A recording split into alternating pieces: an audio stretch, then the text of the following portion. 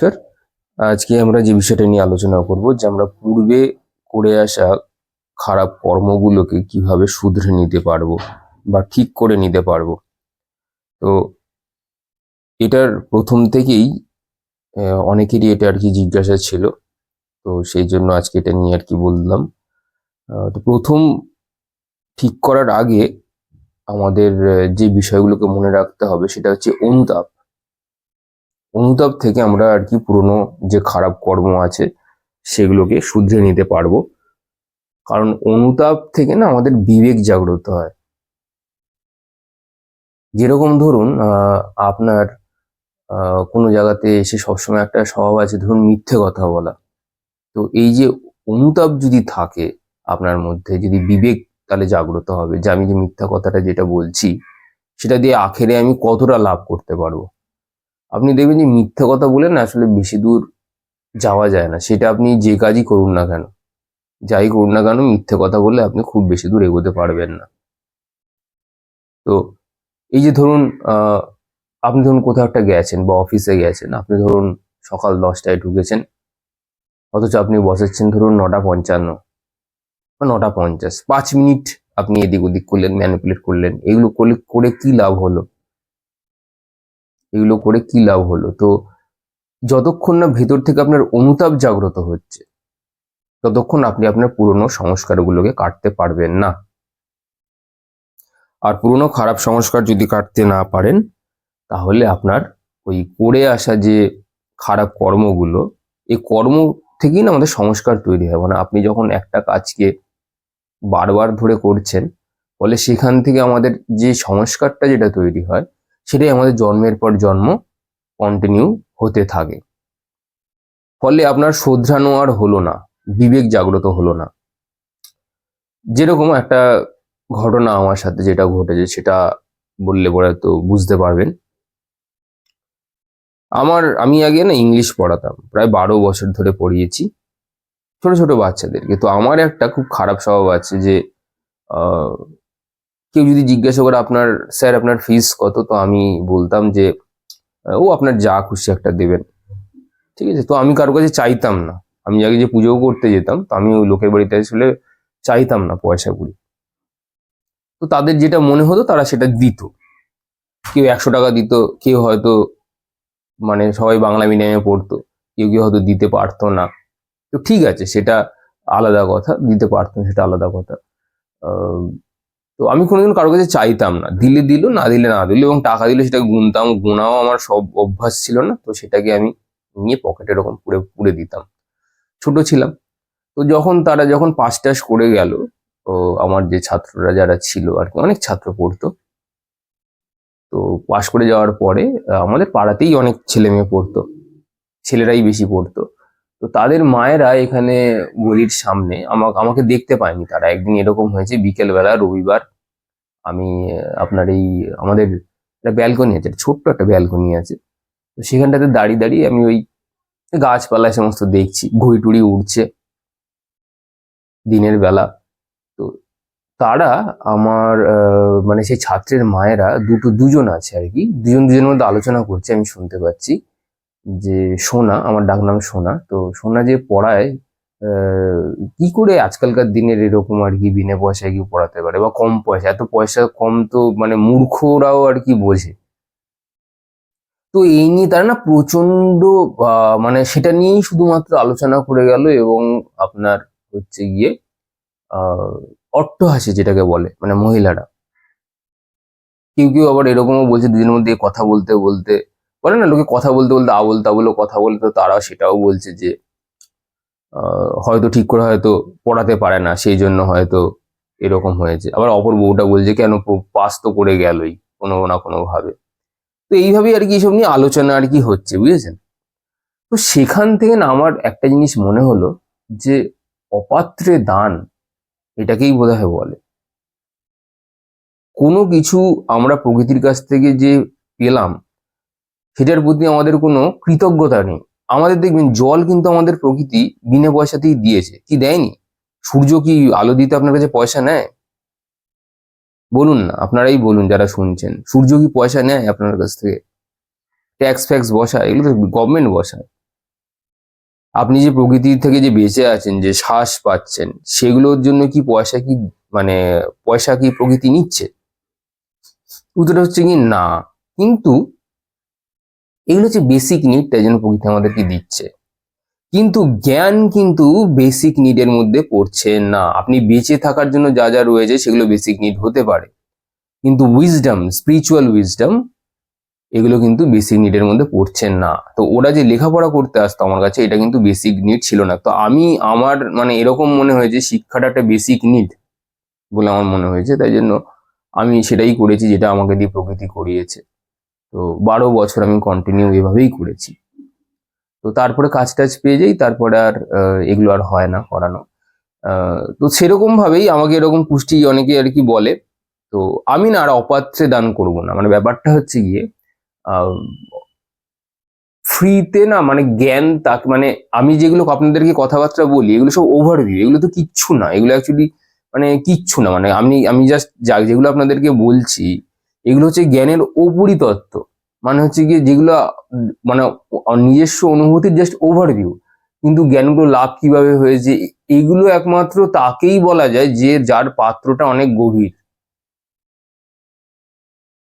যার পাত্র অনেক গভীর। সেই জন্য আমি যেহেতু শিক্ষা আমি দিই না, তো তাই জন্য শিক্ষা আমি আর দিই না। জাস্ট যতটুকু বলি, যদি কারো কিছুটা একটুখানি নিজেরা নিজেরা শুধরে নিতে পারে, যদি কারো কিছুটা জীবন যদি সোজা হয়ে যায়, বা সবাই যদি ঈশ্বরের নাম জপ করে, তো আমার আমার চেষ্টা এটাই, যে এটাই বলবার এই সত্যি ঘটনাগুলো, যে ঈশ্বরের প্রতি যদি আপনি কৃতজ্ঞ না থাকেন তাহলে আপনার কি অবস্থা হবে। অনুতাপ নেই, ওই যে বউগুলো যে এইগুলো নিয়ে যে আলোচনা করছিল, এদের কিন্তু কোনো অনুতাপ রইল না। এইবার একটা কথা হলো যে এই যে অনুতাপ রইল না, তারপরে বলছে আমার বাবু ওই, আমার বাবু সেই, ও নিজেই কত লেখাপড়া ভালো, এই যে এত কিছু বললো, আজকে কিন্তু ছেলেটি জানেন তো ওদের কাছে আর নেই। মানে ছেলেটি তাদের বাবা মাকে ছেড়ে দিয়ে এখন অন্য জায়গায় চলে গেছে, মানে যে ছাত্রটি আমার কাছে পড়তো আর কি। তো এইটাই হয়, আপনি যখন মানে যে আপনাকে যে দানই করছে না, আমার যে জিনিসটাই আপনাকে দিচ্ছে না কেন, প্রকৃতি আপনাকে জল দিচ্ছে বা সূর্যের আলো দিচ্ছে, আপনি যদি এগুলো মিসইউজ করেন তবে আপনার কবলে কিন্তু শনি আছে। ওই যে কর্মের দেবতা বলছে শনিকে।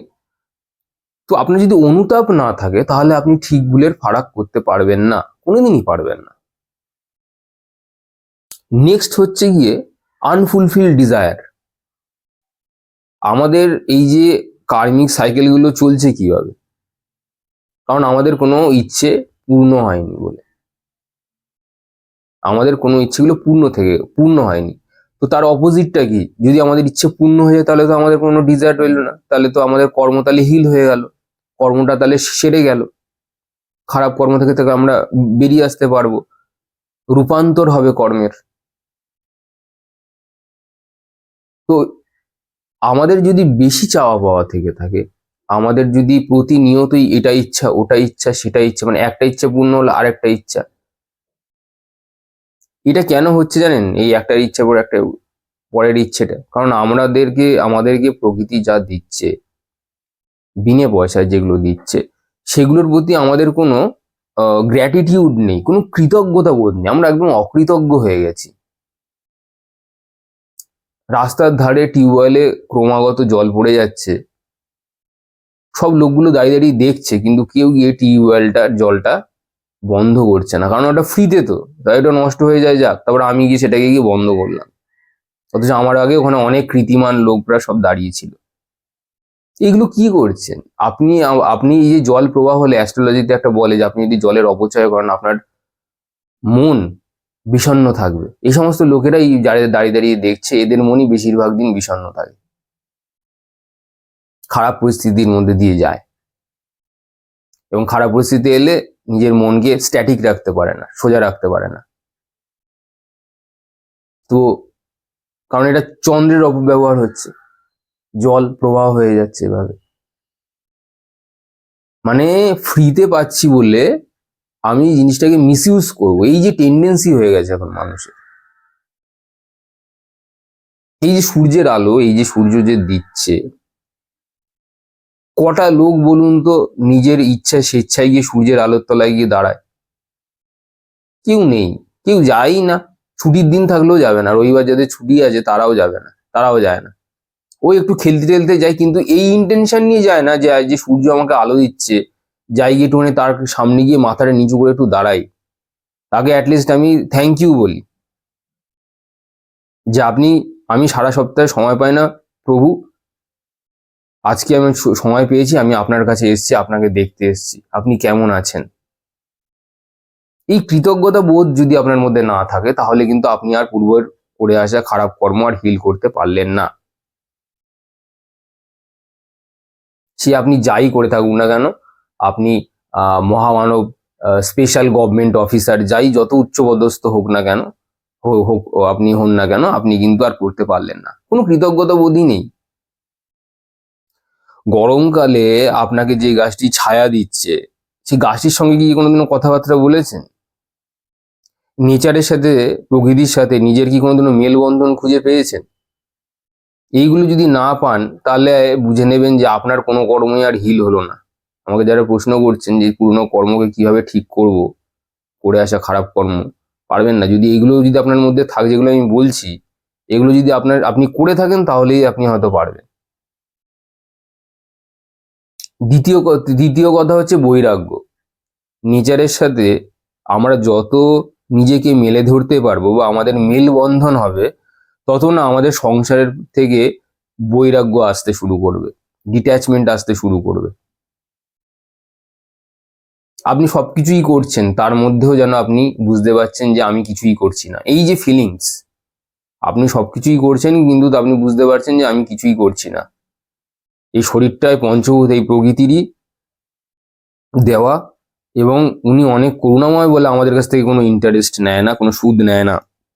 এই শরীররূপী বিকেলটা, যানটা আমাদেরকে দেওয়া হয়েছে আমাদের কর্মগুলোকে শোধরাবার জন্য, আমাদের পূর্বে করে আসা যে সংস্কারগুলো যেগুলো ছিল, সেগুলো যেন আমরা নষ্ট করতে পারি বা ট্রান্সফর্ম করতে পারি। সেই জন্য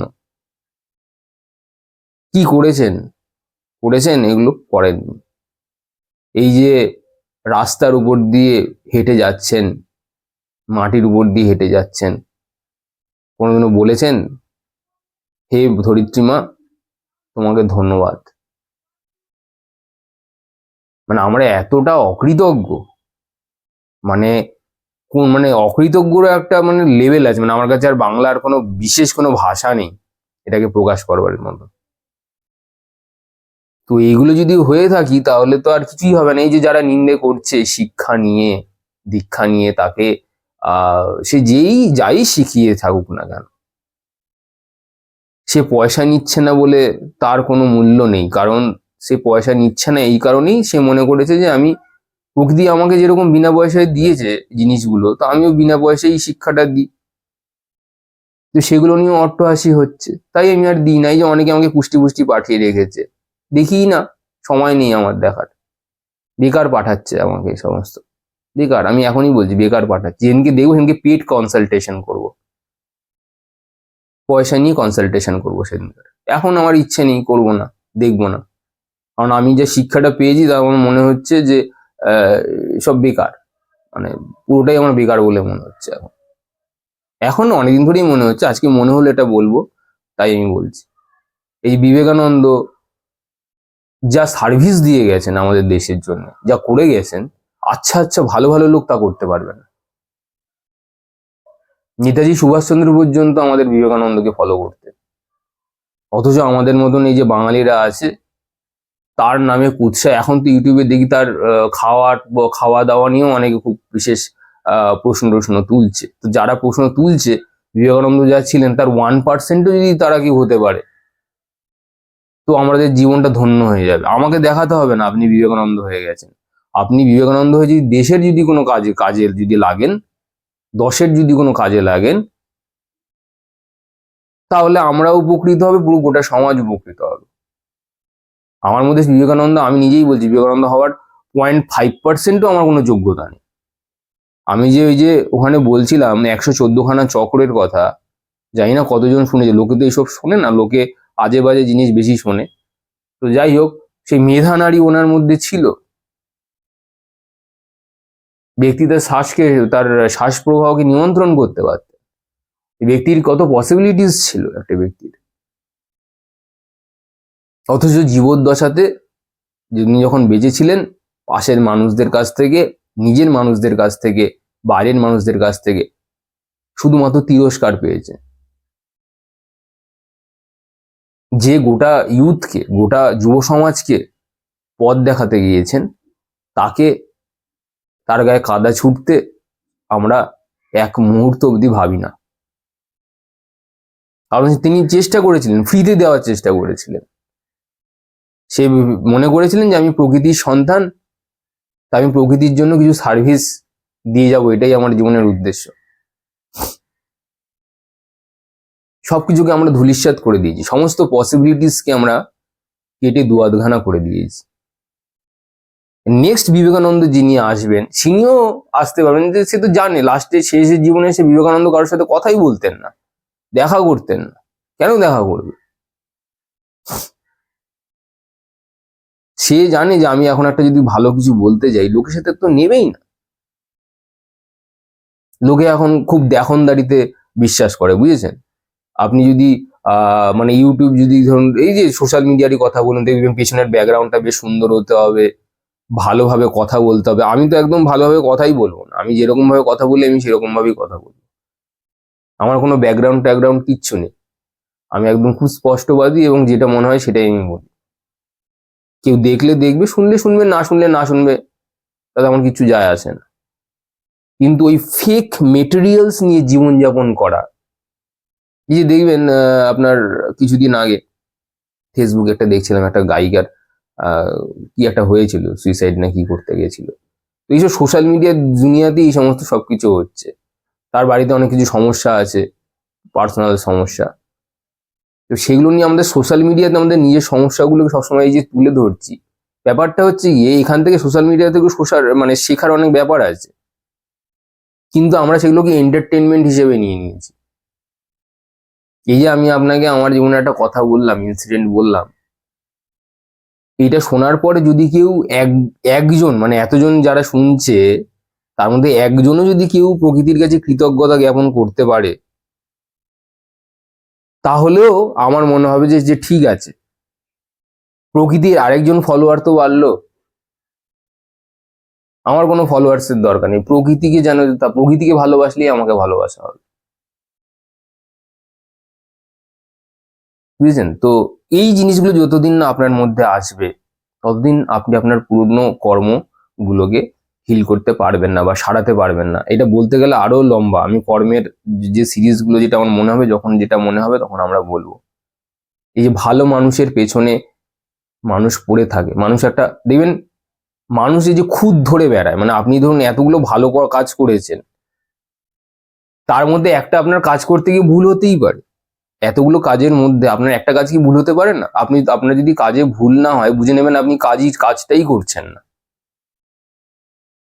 তো কাজ করতে গেলে তো ভুল হবে। এবার সেই খুঁতটাকে নিয়ে আপনি সারা জায়গায় হাইলাইট করছেন। এবার কথাটা হচ্ছে, সেই যে এতগুলো ভালো কাজ করলো সেগুলো তো দেখলেন না। আসলে খুঁতটা আমাদের মনেই আছে, আমরা সবসময় খুঁতখুঁতে, আমরা সবসময় আসলে মানে খুঁত খুঁজে বেড়ানোই, লোকের ভুল খুঁজে বেড়ানোই হচ্ছে গিয়ে আমাদের কাজ। পুরো জিনিসটা দেখলাম না, বুঝলাম না, লিখে কমেন্টে একটা কিছু একটা লিখে দিলাম, বা এখানে ওখানে সেখানে কিছু একটা তাকে বলে দিলাম, ব্যাস আমাদের কাজ শেষ। এই যদি আপনার আধার হয়, তাহলে তো আমি বলবো আপনাকে বিনা পয়সায় ডিপ নলেজ দেওয়া বেকার। সে না আমি দেবে, না প্রকৃতি আপনাকে সে শেখাবে, কিছুই শেখাবে না। আপনার মধ্যে যে শ্রদ্ধা ভক্তি, জানেন তো, যখন আমরা জ্ঞানের কথা বলি, বা যারা আমাদেরকে জ্ঞান দিচ্ছেন বা শিক্ষা দিচ্ছেন, আমাদের মাথা যদি না নিচু থাকে, এবং কান দুটো যদি না খোলা থাকে, এবং মন যদি না কনসেন্ট্রেটেড থাকে, আমরা কোনোদিনও কোনো কিচ্ছু নিতে পারবো না। এটাই হচ্ছে যোগ্য আধার, যা মাথা নিচু থাকবে। মাথা নিচু মানে কি? মাথা নিচু মানে তার ভক্তি, শ্রদ্ধা, নিষ্ঠা, অহংকার নেই, তবেই তো সে মাথা নিচু করছে। কান দুটো খোলা মানে সে সজাগ, সে বুঝতে পারছে যে আমাকে যে জ্ঞান দেওয়া হচ্ছে ব্রহ্মজ্ঞানের সমান। এই জ্ঞান চলে গেলে আমি আর দ্বিতীয়বার কোনো চান্স পাবো না। মন হতে হবে কনসেন্ট্রেটেড, ওয়ান পয়েন্টেড, মানে যা বলছে সব একদম ভেতরে যেন শুষে নেবে নিজের আত্মার মধ্যে। তবেই না ধর্ম পালন হবে, তবেই না কৃতজ্ঞতা বোধ আসবে আমাদের মধ্যে। এগুলো যদি না থাকে তাহলে আপনি যাই করুন না কেন, পুজো পাঠ করছেন, ধুমধাম করে নারায়ণ পুজো দিচ্ছেন বাড়িতে, আমার মাও দেয় মাঝে মাঝে নারায়ণ পুজো ছোটখাটো করে, তো বেশ ধুমধাম করে করছেন, যাগযজ্ঞ করছেন, এসবের কোনো বৃথা, সব বৃথা। আমাদের বাড়িতে একটা পুজো করতে আসে একজন পুরোহিত, কাকু বলি আমি, আমাদেরকে পৈতা দিয়েছে আমাকে। উনি একজন তান্ত্রিক, মানে উনি হচ্ছে কি মানে তান্ত্রিক আর কি, গুরু টুরু। তো তবে উনি আমার গুরু নয়, তবে উনি আসেন, খুব ভালো মানুষ। উনি আমাকে একটা কথা বলছেন যে এই যে আমরা তিলকাঠি ইয়ে করি না, স্থাপন করি, 4টে তিলকাঠি লাগে ঘরের চারপাশে, এই 4টে হচ্ছে কি 4টে বেদ, ঠিক আছে? আর যজ্ঞ এখানে হচ্ছে না, যজ্ঞ চলছে মনে। উনি খুব ভালো কথা বলেন। উনি আমাকে বলে, সোনা, এই যে আমরা পুজো করি না, এগুলো আসলে কিছু না। কেউ যদি ঘরে বসে ধ্যান করতে পারে, কেউ যদি ঘরে বসে নিজের আত্মিক বিচার করতে পারে, এর থেকে বড় যজ্ঞ আর পুজো কিচ্ছু হয় না। ওই তোমার ভগবান খারাপ, আমার ভগবান ভালো, যারা এই চক্করে রয়েছে সারা জীবন কার্মিক সাইকেলে তারা আটকেই থাকবে। যারা তোমার ভগবানকে শ্রদ্ধা দিতে পারছে না, সে তার নিজের ভগবানকে কি শ্রদ্ধা দেবে? সব ভগবান এক, সব ভগবান শ্রদ্ধাশীল। আমি কৃষ্ণকেও ভালোবাসি, আমি কালীকেও ভালোবাসি, আমি শিবকেও ভালোবাসি, আমি গোবিন্দকেও ভালোবাসি।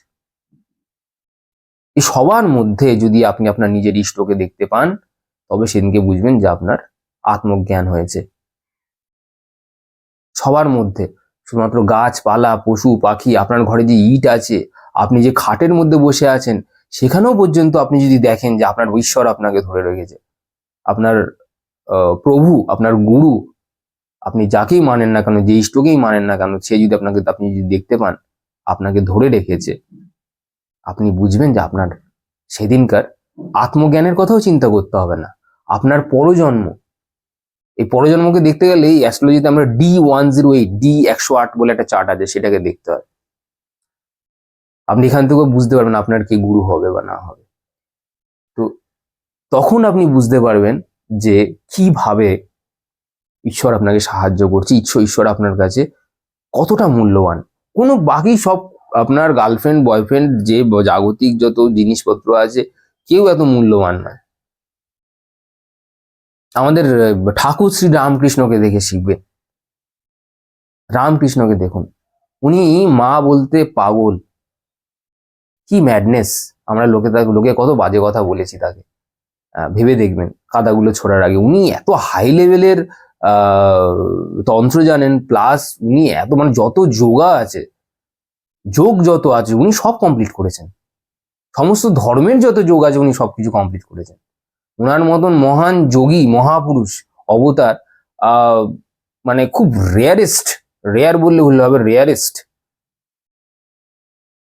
মানে কি বলবো, মানে ওনার সম্পর্কে যদি আমি মানে কিছু বলতে যাই, আমি ভাষা খুঁজে পাই না, মানে আমার কাছে কোনো ওয়ার্ডস থাকে না, কোনো মানে কি বলবো, সেই এক্সপ্রেশনটা অব্দি আমার কাছে মানে থমকে যায়, আমার মাথায় আর কিছু আসে না ওনাকে দেখলে পরে। মানে উনি এতটা মানে ওপরের লেভেলের, মানে মানে সেখানে থেকে যদি উনি আমাদেরকে যদি 1%ও যদি আশীর্বাদ দেন, আমার মনে করি আমাদের সবার জীবন ধন্য হয়ে যাবে। নমস্কার, আপনারা ভালো থাকবেন। আজকে যতটা পারলাম বললাম, আবার পরের দিন অন্য কিছু নিয়ে আমরা আলোচনা করব।